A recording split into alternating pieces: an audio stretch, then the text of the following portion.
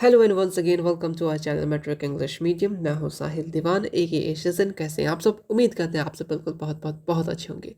एक फिर से बहुत ज़्यादा इंपॉर्टेंट वीडियोस सेंटअप एग्जाम के बाद, जिसमें सबसे ज़्यादा आप लोग को डर लग रहा था कि सब्जेक्टिव सब्जेक्टिव सब्जेक्टिव। इससे पहले हमने एक वीडियोस बना रखा था सब्जेक्टिव को, तो उसको अच्छे से देख लीजिएगा। उसका पीडीएफ भी अपलोड हो जाएगा। मैं कंबाइन करके पूरा हिस्ट्री का अपलोड कर दूंगा पॉकेट बैच पे, ठीक है। जिनके पास पॉकेट बैच है आप फटाफट से पॉकेट बैच देख लीजिएगा, वहाँ पे चीज़ें अपलोड हो जाएगा। फिलहाल आज हम लोग बात करेंगे पॉलिटिकल साइंस की सब्जेक्टिव क्वेश्चंस। हालांकि मैंने पूरा 6 चैप्टर का जितने भी क्वेश्चन है, यही आपके लिए बहुत ज़्यादा इंपॉर्टेंट है। इसी को सबसे ज़्यादा आपको देख के जाना है, ठीक है। तो मैं आप सभी को बहुत इंपॉर्टेंट चैप्टर वाइज है ना, अब सब्जेक्टिव क्वेश्चंस कराने वाला हूँ। तो इतना कर लीजिएगा, आपका एग्जामिनेशन में काम हो जाएगा, ठीक है। इसके अलावा बात करें जो लोग बिल्कुल से नहीं, फटाफट कोर्स पे जाना है। आप सबसे पहले ऑब्जेक्टिव के लिए तो डी कोड सीरीज़ को जितने शिद्दत से कंप्लीट कर सकते कर लीजिए। और इसी तरीके का साइंस में भी है, सोशल साइंस साइंस दोनों बहुत ज़्यादा इंपॉर्टेंट है। एक प्लेलिस्ट और लगा दूंगा सब्जेक्टिव के लिए, वहाँ से आप लोग करते रहिएगा। पार्ट 1 ऑलरेडी इससे पहले आ चुका था, जिसमें हमने कुछ ही कराया था, बट आज हम लोग पॉलिटिकल को कराएंगे। और ज़्यादा नहीं, एक दो लेक्चर में कंप्लीट कर देंगे। मन तो था एक ही लेक्चर में कंप्लीट करते हैं, बट आवाज़ से पता ही चल रहा होगा तो थोड़ा सा प्रॉब्लम है इसी वजह से। अदरवाइज़ कोई बात नहीं। जिनको मालूम नहीं है, ये हमारा बोर्ड बूस्टर, ये बहुत ज़्यादा अच्छा रहेगा आप सबके लिए, क्योंकि ये रीसेंट डाटा है। हम लोग सेंटअप एग्जाम जब आप लोग का एग्जामिनेशन हुआ, 80 ऑब्जेक्टिव में से 62 डायरेक्ट इस बुक से आए हैं, ठीक है। और 32 सब्जेक्टिव में से 27 इसी बुक से आए हैं। और बाद बाकी लॉजिकल क्वेश्चन थे, ऑलरेडी मैंने इसका बता दिया था टेलीग्राम पे। और 18 न्यू ऑब्जेक्टिव बने, तो आपके एग्जामिनेशन भी में भी न्यू ऑब्जेक्टिव बनेगा, लेकिन वो डिकोड सीरीज से बाहर नहीं जाएगा, इतना वादा है। आप फटाफट से इस नंबर पर मैसेज करके परचेज कर सकते हैं। सिंपल सा पीडीएफ मिलेगा, ठीक है, साथ में आपका पॉकेट बैच मिलेगा। और आज का जो भी पीडीएफ हो जाएगा, ये सारी चीज़ें आपको सिंपल सा वो सारी चीज़ें मैं कंप्लीट अपलोड कर दूंगा जितने हैं। बाद बाकी मैं कराते रहूँगा यूट्यूब पर, बाद बाकी आपको कंप्लीट पीडीएफ एप्लीकेशन पे मिल जाएगा पॉकेट बैच में। इसको परचेज कर लेना इस नंबर पर मैसेज करके। 339 में आपको कंप्लीट चीज़ें मिल रहा है। साइंस एसएसटी मैथ और हिंदी संस्कृत उर्दू नन हिंदी, अभी बहुत सारी चीज़ आएंगे, माइंड मैप आएंगे और टेस्ट सीरीज़ आएगा। साइंस के लिए भी चीज़ आएंगे, वो सारी चीज़ आपको बैच में मिल जाएगा, ठीक है। तो फटाफट से इसको प्रिंट आउट करा के इसी तरीके से आप लिखते रहिएगा, तो आपको एग्जामिनेशन में एक भी क्वेश्चन नहीं छूटेगा, ठीक है। ओके, यही सब क्वेश्चन तो आपका आए थे सेंटअप एग्जाम, इसी तरीके का क्वेश्चन ही आया था, ठीक है। तो चलिए आगे बढ़ते हैं, स्टार्ट करते हैं। हम लोग याद करते हुए चलेंगे सब्जेक्टिव को, किस तरीके से याद करना है, किस तरीके से लिखना है। Chapter number 1 political participation of power in democracy, already chapter पढ़ चुके थे। अब हम लोग ऑब्जेक्टिव ऑलरेडी रिकॉर्ड सीरीज में कर ही रहे, तो अब हम लोग सब्जेक्टिव की तरफ फोकस करते हैं। ओके, तो हमने जो ये सब्जेक्टिव बनाया है, ये आपके बुक बेस्ड है डायरेक्ट, क्योंकि देखा ये जा रहा है पैटर्न, ये देखा जा रहा है पीवाई के तो आ ही रहे, उसी को थोड़ा सा एडिट करके बुक में जो इंपॉर्टेंट पॉइंट्स हैं, ठीक है, टॉपिक्स है, सब टॉपिक्स है, उसी से डायरेक्ट डायरेक्ट सब्जेक्टिव बनता है। तो पहला क्वेश्चन, नंबर नहीं लिखते क्योंकि बहुत सारे क्वेश्चन कराएंगे हम लोग, ठीक है। आई थिंक 12 से 24 पेजेस होगा। फिलहाल आज जितना कर पाए देख लेते हैं। पहला आपसे क्वेश्चन पूछा है, क्या समझते हैं आप डेमोक्रेसी से, यानी लोकतंत्र से आप क्या समझते हैं। ये बहुत बार पूछा जाने वाला क्वेश्चन है, हर बार पूछ देता है, कभी कभी 5 मार्क्स में ही पूछ देता है। यहाँ पे व्हाट डू अंडरस्टैंड में डेमोक्रेसी, और कुछ आगे ऐड कर देता है, लेकिन डेमोक्रेसी का डेफिनेशन क्या है, ये बहुत ज़्यादा इंपॉर्टेंट है। तो चलो स्टार्ट करते हैं। लिखना कैसे ऑलरेडी पार्ट 1 में बता चुके। तो अगर तुमको डेमोक्रेसी का डेफिनेशन पूछा है, तो सिंपल सा कुछ नहीं करोगे, सबसे पहले इसको एक हेडलाइन बनाओगे, आंसर नंबर लिखोगे, यहाँ पे डेमोक्रेसी ब्लैक या ब्लू से लिख दोगे, उसके बाद आगे चीज़ें स्टार्ट करोगे, ठीक है। तो डेमोक्रेसी क्या होता है, एक सिस्टम ऑफ गवर्नमेंट होता है which power invested in the hand of people, जहाँ पे पावर किसके पास रहता है, हमारे पास रहता है, यानी लोगों के हाथों में रहता है। ये अलाउ करता है सिटीजन को वो पार्टिसिपेट करे डिसीजन मेकिंग में, आइदर डायरेक्टली या through the elected representative. Simple सी बात है कि डेमोक्रेसी यानी लोकतंत्र ऐसा सिस्टम है गवर्नमेंट का जिसमें पावर किसके पास रहता है, पीपल के पास पावर रहता है ना। चलिए, वो क्या करता है, बेसिकली सिटीजन को अलाउ करता है, यानी आप ऑलरेडी इस चुनाव में चुने होंगे कोई अपने नेता, जो वो पार्टिसिपेट करेगा डिसीजन मेकिंग में, है ना, जाएगा वो आपके लिए डिसाइड करेगा, हाँ ये चीज़ आना चाहिए, ये चीज़ नहीं आना चाहिए। या तो आप इलेक्टेड करते हैं, या फिर डायरेक्टली या फिर इनडायरेक्टली चूज किया जाता है रिप्रेजेंटेटिव। क्या क्या फीचर्स होते हैं डेमोक्रेसी के, फ्री और फेयर इलेक्शन हो रहे हैं, होंगे ही, है ना। चलो, फंडामेंटल राइट्स जो आपके मौलिक अधिकार है ना, वो होल फीचर्स है डेमोक्रेसी का, ठीक है, आपको पूरा अधिकार मिलेगा, इंडिपेंडेंट जुडिशरी है ना, और रूल ऑफ लॉ, ये बेसिकली फीचर्स हैं। बट पूछा नहीं गया था, बट तुम इतने चीज़ें लिख देना तो 2 नंबर शॉर्ट्स के पूछे जाते हैं कि डेमोक्रेसी क्या होता है, कभी कभी यहाँ पे उसका फीचर्स क्या होता है, तो ये उनके फीचर्स हो गए, ठीक है। नेक्स्ट क्वेश्चन, ये चैप्टर नंबर 1 में ज़्यादा सब्जेक्टिव आपके SCERT बुक में भी नहीं है, बट जो टॉपिक है उससे सब्जेक्टिव हर साल पूछते हैं। अब आते हैं, what do understand by secular state. Secular state से आप क्या समझते हैं, मतलब धर्मनिरपेक्ष। धर्मनिरपेक्ष सिंपल सा, अ secular state of a country that does not promote और फेवर एनी पर्टिकुलर रिलीजन। जो जहाँ जहाँ इंपॉर्टेंट पॉइंट होगा उसको सिंपल सा क्या करना है, अंडरलाइन करना है, यही आपके एग्जाम के लिए बहुत ज़्यादा हेल्पफुल रहेगा। And treat all equally religion, यहाँ पे सिंपल सी बात है, और ये इंश्योर करता है government remain separate from religion institution and freedom of religion to its citizen. Simple सा सेकुलर स्टेट क्या होता है, किसी भी कंट्री का जिसमें से कोई भी धर्म को बेसिकली फेवर ना दिया जाए, होता है ना किसी एक धर्म के प्रति ज़्यादा भाव या प्यार, तो वो चीज़ ना हो, ठीक है, सबको इक्वली ट्रीट किया जाए, उसको हम लोग क्या बोलते हैं, सेकुलर स्टेट बोलते हैं, ठीक है। और जो गवर्नमेंट है उनका काम रहता है उनको सेपरेट करके रखे जो भी इंस्टीट्यूशन है, ठीक है, ओके। देन क्या क्या फीचर्स हैं, सबसे पहले कोई ऑफिशियल रिलीजन नहीं होगा कि हाँ यही होना चाहिए, तो पहला फीचर हमारा सेकुलर स्टेट का ये हो जाएगा। सबको इक्वलिटी, सबको इक्वली देना पड़ेगा हक, ठीक है, जो भी उनका हक है इक्वली, ठीक है। फ्रीडम ऑफ रिलीजन, आप कोई भी रिलीजन को फॉलो कर सकते हैं, ये आपको फ्रीडम दिया जाएगा। ये किसका फीचर्स है, आपका सेकुलर स्टेट का, यानी धर्मनिरपेक्ष का, ठीक है। देन ऐसा भी नहीं हो कि आप सिंपल से ये बोला गया है कि आप स्टेट को रिलीजन से अलग रखिएगा, ये फोर्थ फीचर होगा हमारा किसका, सेकुलर स्टेट का। छोटी छोटी डेफिनेशन है, छोटी छोटी बातें, ऑलरेडी आप इससे रूबरू होंगे ही चैप्टर नंबर 1 से। नेक्स्ट क्वेश्चन है, डेफिनेशन है, छोटे छोटे डेफिनेशन, ये छोटे छोटे डेफिनेशन अक्सर बिहार बोर्ड में पूछ लिया जाता है। कम्युनलिज्म, कम्युनलिज्म बहुत बार आने वाला टॉपिक है, आप इसको थोड़ा अच्छे से देख लीजिएगा, ठीक है, क्योंकि रिसेंटली आपके सेंटअप एग्जाम में भी इससे रिलेटेड क्वेश्चन बने थे। तो कम्युनलिज्म क्या होता है, ऐसा बिलीफ या आइडियोलॉजी जो सिर्फ किसी एक धर्म के प्रति हो, है ना, होता है ना बहुत ज़्यादा, मतलब अपने धर्म के प्रति हाँ मेरा ही सबसे बेस्ट है, बाकी सब कुछ नहीं, तो वो उनको क्या बोलेंगे हम लोग, बेसिकली कम्युनलिज्म बोलेंगे, है ना। उससे क्या दिक्कत होता है, डिविज़न होता है, बहुत बार ऑब्जेक्टिव पूछा जाता है कि कम्युनलिज्म जब हो जाता है, बढ़ जाता है, तो क्या होता है, बेसिकली डिवीज़न होने लगता है ना, दो रिलीजन के बीच, दो कास्ट के बीच, ये सारी चीज़ें, है ना, डिस्क्रिमिनेशन, भेदभाव होने लगता है, और ये क्या बेसिकली इनडायरेक्टली ये जो टर्म होता है कहाँ पे इस्तेमाल करते हैं, रिलीजन पे, है ना। तो कम्युनलिज्म इंपॉर्टेंट टॉपिक है, बेसिकली ऐसे आइडियाज़ जो बेसिकली उनका इंटरेस्ट सिर्फ अपने रिलीजन पे रहता है, ठीक है, और अपने आप को इस सबसे ज़्यादा ऊपर मानते हैं, ठीक है, उसको हम लोग क्या बोलेंगे, कम्युनलिज्म, ठीक है। जिससे क्या होता है, कॉन्फ्लिक्ट होता है, लड़ाई झगड़ा होता है, पूरा दंगा फसाद होता है, ये चीज़ होता है। नेक्स्ट क्वेश्चन है communal harmony. Communal harmony just उसका अपोजिट है, यानी कम्युनलिज्म का जस्ट अपोजिट है। इसमें यहाँ क्या होता है कि कम्युनल हार्मोनी मीन्स पीसफुल, क्या है, कोएग्जिस्टेंस ऑफ म्यूचुअल रिस्पेक्ट। यहाँ पे जितने भी धर्म है, डिफरेंट रिलीजन हो गया, कास्ट हो गया, कम्युनिटीज़ हो गया, सब एक दूसरे के साथ म्यूचुअल रिस्पेक्ट के साथ रहते हैं, उसको हम लोग क्या बोलेंगे, कम्युनल हार्मोनी। ऐसा क्वेश्चन पूछ सकता है, हालांकि पूछा नहीं है कि what difference between communalism and communal harmony, तो ये दोनों इंपॉर्टेंट रहेगा, ठीक है, क्योंकि कम्युनिज्म और कम्युनलिज्म इंपॉर्टेंट है ना। ये बेसिकली क्या इसेंशियल, इसका इसेंशियल इसलिए होता है कि देश को क्या एकजुट करता है और देश को साथ में आगे बढ़ाता है, सबका साथ सबका विकास हो जाता है। चलिए, इसमें क्या क्या फीचर है, बेसिकली इसके लिए क्या होना चाहिए, एजुकेशन होना चाहिए, अवेयरनेस होना चाहिए लोगों के पास, है ना, और लॉ जो होना चाहिए वो बेसिकली मजबूत होना चाहिए। और कम्युनल हार्मोनी के लिए सबसे मीडिया का रोल बड़ा अहम होता है, ठीक है, क्योंकि आज देखते होगे, है ना, फेक न्यूज़ बहुत ज़्यादा चलता है, इससे क्या हो जाता है, बेसिकली डिसबैलेंस हो जाता है सोसाइटीज़ में, कम्युनिटीज़ में, है ना। तो ये चीज़ है, तो बहुत ज़्यादा मेन रोल अदा करता है मीडिया, है ना। चलिए, और इनकरेज करता है इन फेथ जो डायलॉग्स हैं, ये सारी चीज़ें हैं किसमें, कम्युनल हार्मोनी में।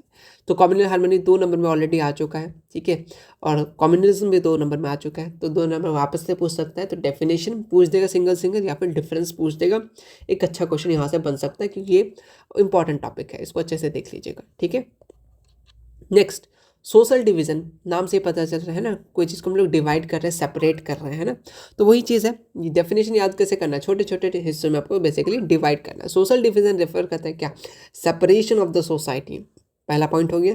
किसमें, इनटू डिफरेंट ग्रुप, किसके बेसिस पे, उसके कैरेक्टरिस्टिक्स, जैसे उसका रिलीजन कैसा है, उसका कास्ट कैसा है, रेस कैसा है, लैंग्वेज कैसा है, इकोनॉमिक स्टेटस कैसा है, उसके हिसाब से हम लोग बेसिकली डिवीज़न करते हैं, उसको हम लोग क्या बोलते हैं, सोशल डिवीज़न। ठीक है, ओके। और ये किस लिए होता है, क्योंकि सोसाइटी में हर तरीके का डाइवर्स लोग रहते हैं। जैसे India is a diverse country, अलग अलग लोग, अलग अलग टाइप, अलग अलग शक्ल, कपड़ा, खाने पीने का अंदाज, तो ये क्या होता है, वेरियस बैकग्राउंड से आते हैं, इसीलिए बेसिकली ये सोशल डिवीज़न होता है। ठीक है, समझ में आ गया सोशल डिवीज़न बेसिकली क्या होता है। नेक्स्ट आते हैं हम लोग, देखो ये इंपॉर्टेंट है, आ गया ना कम्युनलिज्म। कम्युनलिज्म बहुत इंपॉर्टेंट है, ये टॉपिक ऐड करके दूसरा क्वेश्चन ऐड कर देगा कि discuss the feature of communalism in politics. क्या फीचर होता है कम्युनलिज्म इन पॉलिटिक्स में, देखो communalism in politics refer such as religious to promote political interest to the gain political power. बहुत सिंपल सा, आज के दौर पे तो बहुत ज़्यादा चलता है। क्या होता है, फीचर्स आपको बेसिकली बताने बोला है। बेसिकली जो पॉलिटिकल लोग हैं वो क्या करते हैं, बेसिकली रिलीजन का सहारा लेकर के अपने पॉलिटिकल इंटरेस्ट को प्रमोट करते हैं और पॉलिटिकल पावर को गेन कर लेते हैं। लाइव एग्जांपल आपके सामने, आप ऑलरेडी दिन रात देखते रहते होंगे, है ना। ये बेसिकली क्या होता है, लीड डिवीज़न, लोगों के बीच में बंटवारा हो रहा है ना, ओके। रिलीजियस या कम्युनिटीज़ में दंगा फसाद हो रहा है, किसके कारण से, पॉलिटिक्स के कारण से। तो ये वही तो क्वेश्चन पूछ रहा है कि कम्युनिज्म इन पॉलिटिक्स के क्या फीचर्स हैं। तो पहला हो गया, उसको क्या मिल जाता है, एक तो religion as basis of politics. यहाँ पे क्या दूसरा क्या हो कारण हो जाता है, डिवीजन ऑफ सोसाइटी, सोसाइटी का डिवीजन हो जाता है। Promotion of majority and minority interest, ठीक है, प्रमोशन हो जाता है।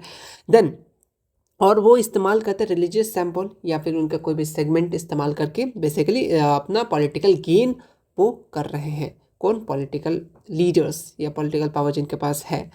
उसके बाद क्या होता है, जिसके कारण से क्या कम्युनल कॉन्फ्लिक्ट क्रिएट होता है। तो ये फीचर्स हो गया बेसिकली। एक तो सबसे पहले रिलीजन के बेसिस पे पॉलिटिक्स करेगा, सोसाइटी को डिवीज़न करेगा, कुछ जाना पहचाना नहीं लग रहा है ना।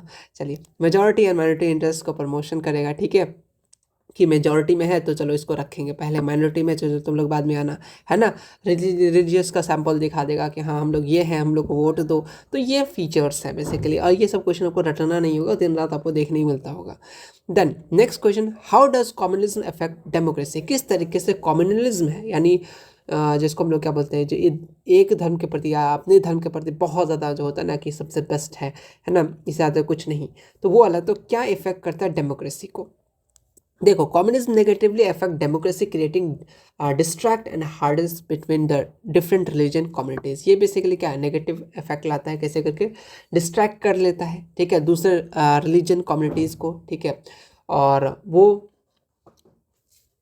क्या इनकरेज करता है लोगों को, vote based on the religion. ये सब चीज़ें कॉमन है, अभी भी देखते हो कि बिहार में देखे हुए है ना, कि यहाँ कोई भी पार्टी है ना, कि ये मेरा पार्टी है, ये मेरे अभी मैंने पिछले वीडियोज़ में आप लोगों को ऑलरेडी बताया था कि हाँ ये मेरे कम्युनिटी से है ना, ये मेरे कास्ट का, इसको वोट दो, भले वो हार जाएगा, उसको मालूम है, लेकिन फिर भी वोट देगा, है ना। तो ये चीज़ें हैं, तो ये इनकरेज करता है पीपल को vote based on the religion interest issue, है ना।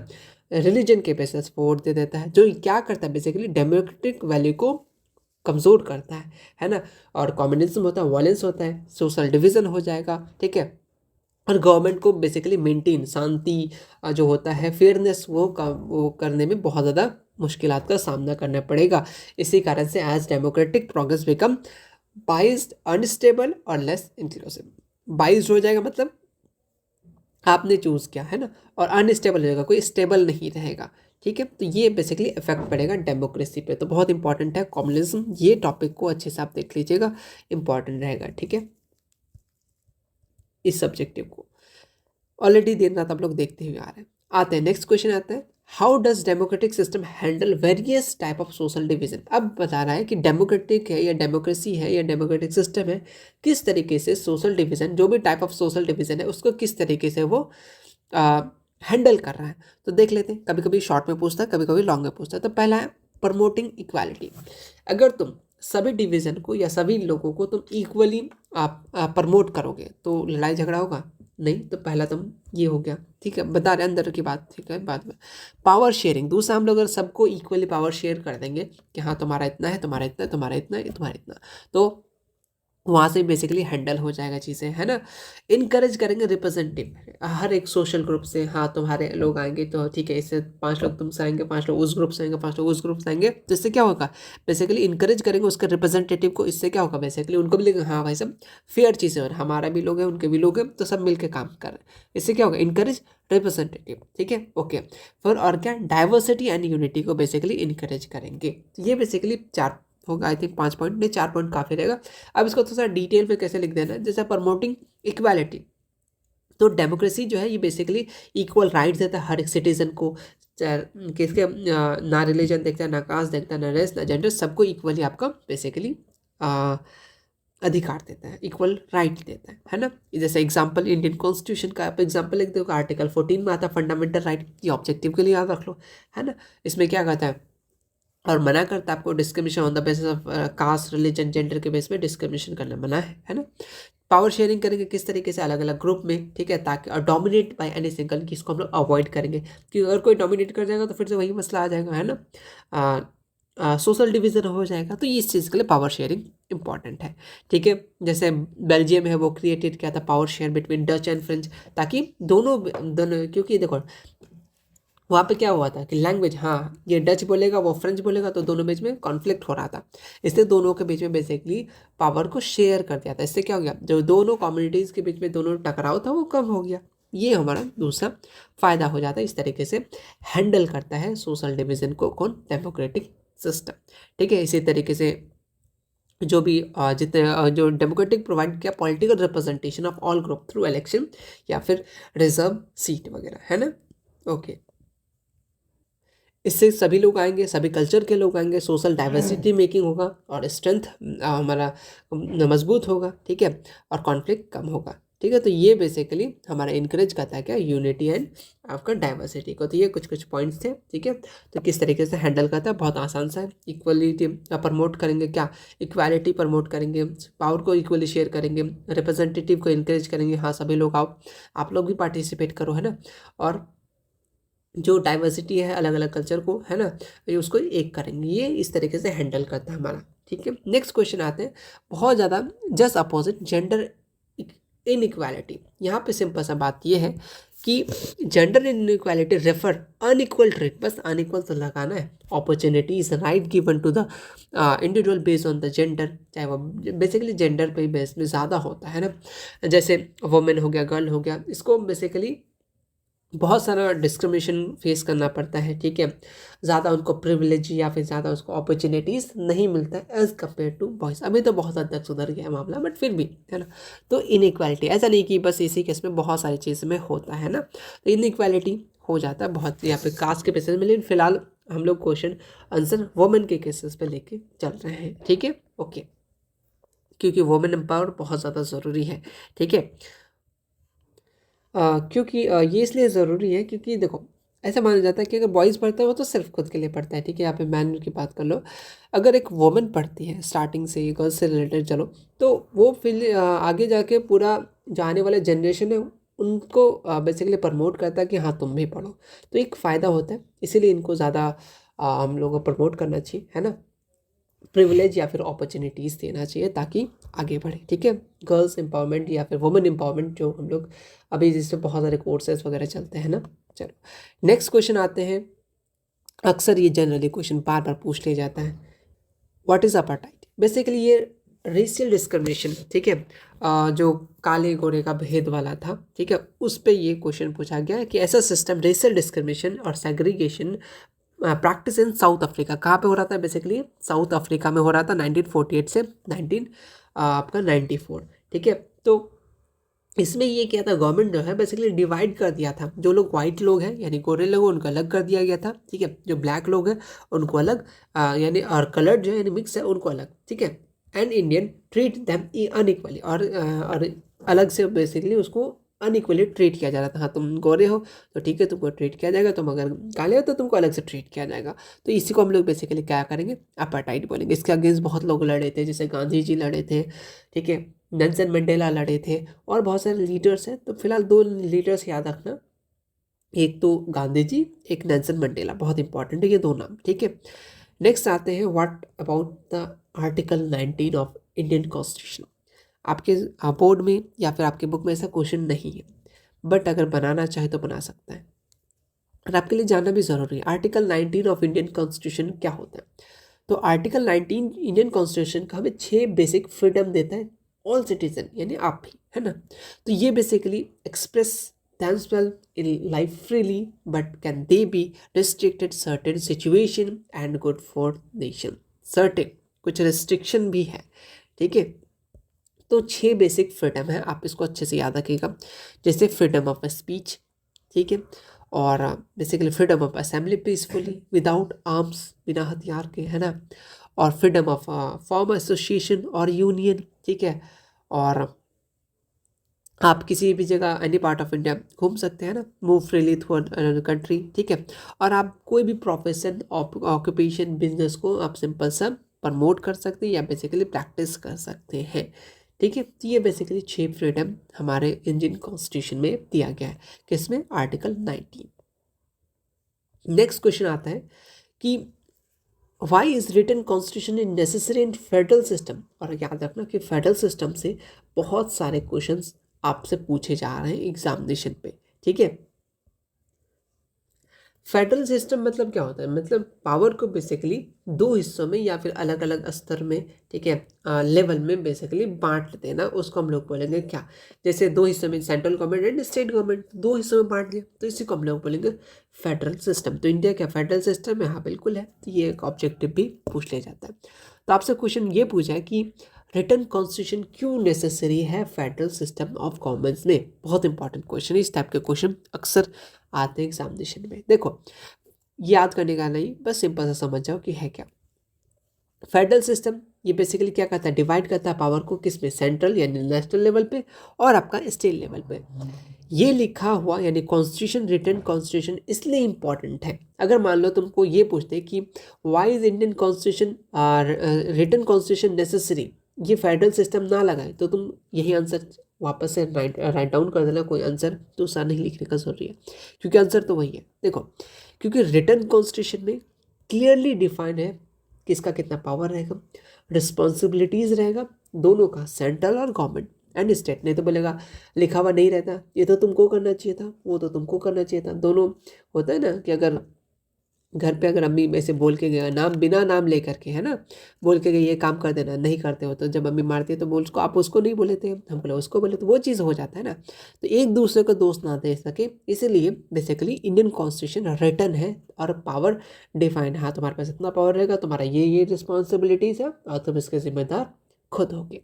तो पहला चीज़ क्लियर हो गया। हाँ, और दोनों के बीच में कंफ्यूजन क्रिएट ना हो। बोलेगा, वो ये सोचेगा ये मेरा काम है कि ये सेंट्रल का काम है, होता है ना कंफ्यूजन, तो वो चीज़ ना रहेगा। और एक लिमिट लगा रहेगा, यहाँ पे इससे ज़्यादा चीज़ें नहीं कर सकते, है ना। तो ये दूसरा उसका फीचर हो गया, या फिर दूसरा हमारा इंडियन कॉन्स्टिट्यूशन का फ़ायदा हो गया, रिटन कॉन्स्टिट्यूशन का फ़ायदा हो गया, है ना। ओके, और ये इंक्लूड करता बिल, जो भी राइट्स है, फंडामेंटल राइट्स है, जो प्रोटेक्ट करता है सिटीजन को from the misuse of power and any level of government. Simple सा अगर लिखा हुआ नहीं रहता तो कोई भी मिसयूज़ कर लेता कि ये कहाँ लिखा हुआ बताओ, हम लोग आज पूछ लेते ना कि कुछ भी हो जाता है तो ये कहाँ लिखा हुआ बताओ, किस किताब में लिखा हुआ बताओ। तो अब जैसे अब लिखा हुआ तो बता दें, हाँ भाई जाओ यहाँ पे खोज लो। ये तीसरा फ़ायदा हो गया, है ना, क्लियर है, सिंपल सी बात है। और बेसिकली ये स्टेबिलिटी प्रोवाइड करता है ना, दोनों को स्टेबल बना कर रखता है रूल के अकॉर्डिंग, है ना, और दोनों को फॉलो करना पड़ता है। ये सीधा सीधी बात है, ये फीचर्स हैं, ये फ़ायदे हैं कोई भी चीज़ लिखा होने का। आप भी जैसे कुछ शर्त वगैरह अगर लगाते हो, जीत से उससे पहले लिखवा लेते हो, अगर पलट गया बंदा तो फ़ायदे में रहता है ना, इसलिए चीज़ें लिखवा लिया करना अगर कुछ कभी शर्त वगैरह लगते हो तो। आई थिंक ये क्वेश्चन सोवियत यूनियन तो कहीं का है, बट रिसेंटली आपके सेंटअप एग्ज़ाम में पॉलिटिकल में डाल दिया है, तो कोई बात नहीं, ये बहुत इंपॉर्टेंट है। और एक, हाँ, अगर तुम इतने दूर तक आए हो तो एक बहुत अच्छा वाला चीज़ बता देते हैं, ठीक है।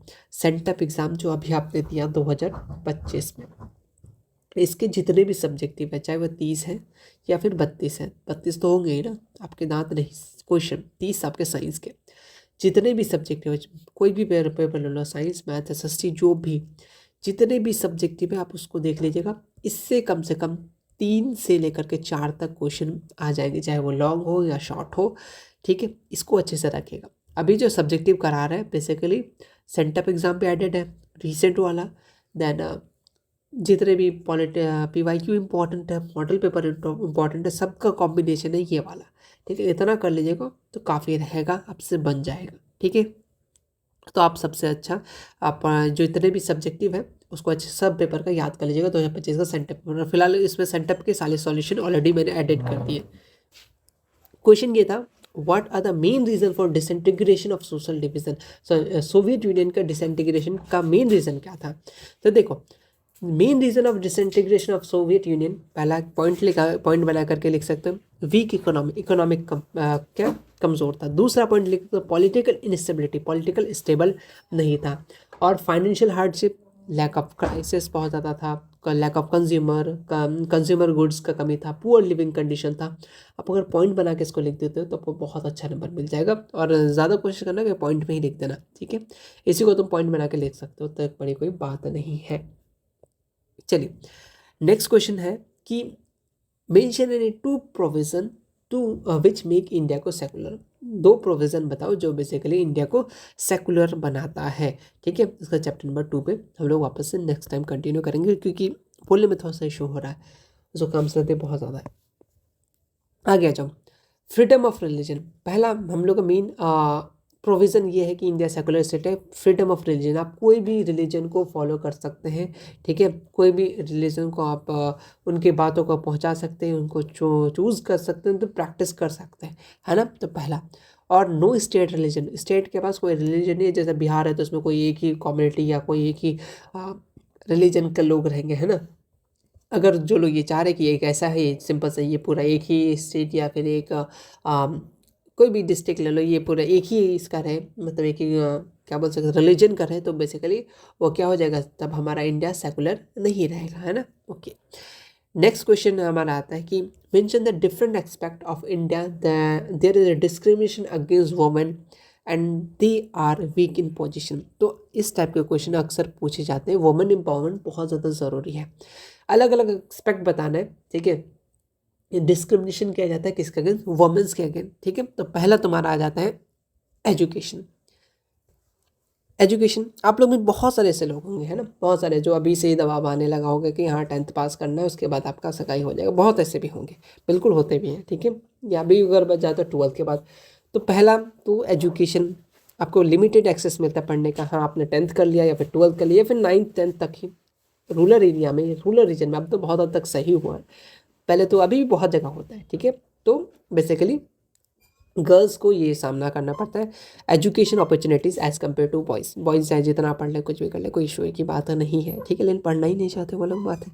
ठीक है, तो लिमिटेड एक्सेस मिलता है एजुकेशन को, तो पहला डिस्क्रिमिनेशन आपको एजुकेशन मिल जाता है। एम्प्लॉयमेंट की बात करें तो लो पे, कि ठीक है आप वर्क भी सेम आवर करा रहे हैं, वो अगर 5 घंटा ऑफिस में काम कर रहा है तो वो भी 5 घंटा कर रहे हैं, लेकिन वर्किंग आवर सेम है। लेकिन जो एम्प्लॉयमेंट की बात करें या फिर उनके वेजेस की बात करें तो कम दिया जाता है एज़ कम्पेयर टू मैन। जबकि सेम जो जॉब कर रहा है, सेम चीज़ काम कर रहा है, लेकिन फिनोमिना यहाँ पे क्या कर रहा है, जेंडर रोल गैप ये रूल कर रहा है।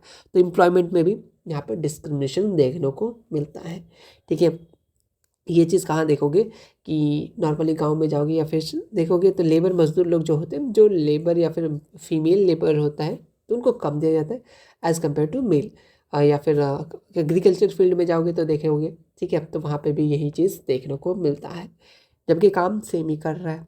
चलिए नेक्स्ट आते हैं, हेल्थ में डिस्क्रिमिनेशन, लिमिटेड हेल्थ एक्सेस। जैसे वुमेन स्पेशली जो रूरल एरिया होते हैं उनको बहुत लिमिटेड हेल्थ केयर एक्सेस मिलता है। ठीक है, may have not access of proper healthcare services, proper health care services नहीं मिल पाता।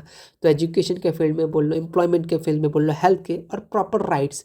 ठीक है, in family women are not allowed inherited property और लैंड। बेसिकली ठीक है, सबका अलग अलग है ना, कि राइट्स वगैरह नहीं दिए जाते। ठीक है, जो फैमिलीज़ में जो ज़मीन वगैरह होते हैं वो वुमेन को अलाउड नहीं करते प्रॉपर्टी या फिर लैंड में। ठीक है, जबकि लॉ ये कहता है कि सबको इक्वली, लॉ ये कहता है कि उनको इक्वली देना चाहिए जो भी है, लैंड व प्रॉपर्टी वगैरह, ठीक है।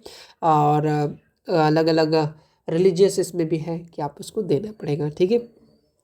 देन पॉलिटिकल पार्टिसिपेशन, वुमेन को ज़्यादा पॉलिटिकल पार्टिसिपेट करने नहीं दिया जाता। रिसेंट में तो बहुत सारे हुए हैं बट पहले नहीं था, है ना। इसीलिए तो आप देखोगे बिहार में कितना 50% सीट रिजर्व है वुमेन के लिए, क्यों? ताकि वो लोग आए, है ना, पॉलिटिकल में पार्टिसिपेशन करें, इसीलिए सीट रिजर्व रहता है। हम लोग बोलते हैं कि हाँ बस वुमेन को या फिर गर्ल्स को ही ज़्यादा प्रमोट किया जाता है, या फिर उनके लिए ही स्कॉलरशिप वगैरह ज़्यादा आता है। जैसे 10th पास करोगे तुम सबको 10,000 मिलेगा, बट 12th में जाओगे तो 25,000 मिलेगा सिर्फ गर्ल्स को। तो क्यों? यहाँ पे तो डिस्क्रिमिनेशन। तो देखो इस एंगल से नहीं, बस इस एंगल से देखो कि बहुत बार ऐसा 10th के बाद होता है कि या फिर 12th के बाद उनको शादी करा जाता है, हायर एजुकेशन में नहीं दिया जाता है। तो उसको बचाने के लिए बिहार सरकार ये इनिशिएटिव लिए कि 25,000 देंगे, तो कम से कम आगे का जो भी है तो उससे कंटिन्यू कर सके। देन बहुत सारे लोन्स वगैरह, स्कॉलरशिप वगैरह वुमेंस के लिए, गर्ल्स के लिए आते हैं, ताकि वो प्रमोट कर सके। घर वालों को लगे हाँ चलो ठीक है, पैसा तो कम से कम नहीं लग रहा पढ़ाते, है ना। कुछ लोग को ऐसा भी होता है कि बेटा को ही पढ़ाएंगे, बेटी को नहीं पढ़ाएंगे, ठीक है, क्योंकि दूसरे के घर जाएगी, समथिंग समथिंग ऐसा होता है बहुत ज़्यादा। नेक्स्ट आते हैं हम लोग अर्ली मैरिज। बहुत जल्दी मैरिज करा देते हैं, जैसे अलग अलग रीजन में, ठीक है। बहुत अलग शहर में जाओगे तो उतने साल के लड़के अभी भी मैरिज नहीं हुआ, अपना काम कर रहे, पढ़ाई कर रहे, दिस दैट। लेकिन बहुत सारे रीज़न में क्या होता है कि बहुत यंग ही एज में शादी करा दिया जाता है, ठीक है। क्यों? क्योंकि उनको कोई जो भी उनका एजुकेशन नहीं कराएगा, पढ़ाया नहीं किया है, ठीक है। तो ये अर्ली मैरिज भी हमारा क्या हो गया, बेसिकली एक डिस्क्रिमिनेशन हो गया, भेदभाव हो गया, ठीक है। चलो नेक्स्ट आते हैं लास्ट क्वेश्चन की how does the emergency of social difference lead social division. तो देखो the emergencies of social division create क्या करता है, सोशल डिफरेंसेस बेसिकली क्या क्रिएट करता है, group of people who see themselves as different from each other on the basis of religion, caste, language, ethnicity, culture. When the difference become strong emotionally, politically, use create feeling we and they, जो lead करता है tension, conflict, discrimination. बहुत simple सी बात, आप लोग already जानते होंगे। कहना क्या चाह रहा है, सोशल डिफरेंसेस कब क्रिएट होता है, सोशल डिफरेंसेस ग्रुप कब क्रिएट होता है, जब देखता है कि अलग डिफरेंट फॉर्म, अलग लोग रहते हैं उसके आसपास, उनके रिलीजन अलग है, किसके बेसिस पे वो लोग देखते हैं, हाँ उनका रिलीजन ये है, उनका कास्ट ये है, वो लोग ये अलग लैंग्वेज बोलता है, ठीक है। और बहुत ज़्यादा when these differences become strong, जब ये बहुत ज़्यादा डिफरेंसेस स्ट्रॉन्ग हो जाते हैं इमोशनली, पॉलिटिकली, है ना, कोई पॉलिटिकल लीडर आ गया उसके खिलाफ भड़का दिया, तो स्ट्रॉन्ग हो जाता है ना। और वो क्या, तो फिर हम लोग वी दी, मतलब हम लोग हैं और वे लोग हैं, तो इसमें बट जाता है तो क्या हो जाता है, कोई भी कॉन्फ्लिक्ट हो जाता है ना, दंगा फसाद हो जाता है, डिस्क्रिमिनेशन होने लगता है, जिसके कारण से क्या हो जाता है, सोशल डिवीज़न हो जाता है। वही आपसे पूछता है कि social differences lead how social division, तो इस तरीके से, क्योंकि एक के प्रति या रिलीजन, कास्ट, लैंग्वेज के प्रति उसको क्या हो जाता है, बेसिकली सोशल डिफरेंस क्रिएट करता है, जो लीड करता है क्या, सोशल डिवीज़न का। यानी social difference directly related to इसका सोशल डिवीज़न। अगर सोशल डिफरेंस करोगे तो मतलब सोशल डिवीज़न होगा ही, ठीक है, किसमें, सोसाइटी में। बस आज के लिए सब्जेक्टिव इतना ही, ठीक है। आगे बढ़ेंगे हम लोग और भी चीज़ें पढ़ेंगे, पावर शेयरिंग क्या है, बहुत सारे यहाँ से सब्जेक्टिव भर भर के आएंगे, है ना। तो इस तरीके से पूरा 6 चैप्टर के क्वेश्चन आप लोग करा देंगे। इसका पीडीएफ ऑलरेडी पॉकेट बैच में मैं अपलोड कर दूंगा, ठीक है। लेकिन वीडियोज़ को ज़रूर देखना, क्योंकि वीडियोज़ में बहुत सारी चीज़ें ऐसे ऐसे बताएंगे जो आपके लिए इंपॉर्टेंट ज़्यादा रहेगा, है ना। कैसे याद करना है, कुछ आउट ऑफ सिलेबस, इससे रिलेटेड कुछ और बातें बताना, तो ये चीज़ याद रहेगा, सुन के ही बहुत सारी चीज़ें याद हो जाता है, ठीक है। चलिए तो मिलते हैं हम लोग नेक्स्ट वीडियो में। ये पॉलिटिकल हाँ साइंस है, हालांकि बहुत सारी चीज़ें बोला जा सकता है, लेकिन ठीक है, थोड़ा सा सोच समझ के भी बोलना पड़ता है इस मामले में, ठीक है, लिमिटेशन में रह करके, वरना तो बहुत कुछ बोला जा सकता था। फिलहाल मिलेंगे नेक्स्ट वीडियो में न्यू न्यू क्वेश्चंस के साथ। फटाफट से आप इस नंबर पर मैसेज कर करके आप क्वेश्चन बैंक परचेज कर सकते हैं, 853899887339 में आपको सारे कंप्लीट चीज़ें मिल जाएगा, जो अभी भी हो रहा है एग्जामिनेशन तक, जो चीज़ आएंगे प्रीमियम चीज़ आपको पॉकेट बैच में मिल जाएगा। तो मिलते हैं नेक्स्ट वीडियो में, तब तक के लिए thank you so much. Telegram group join कर लेना, वहाँ पर भी बहुत सारी चीज़ें ऑलरेडी अपलोडेड है। Thank you.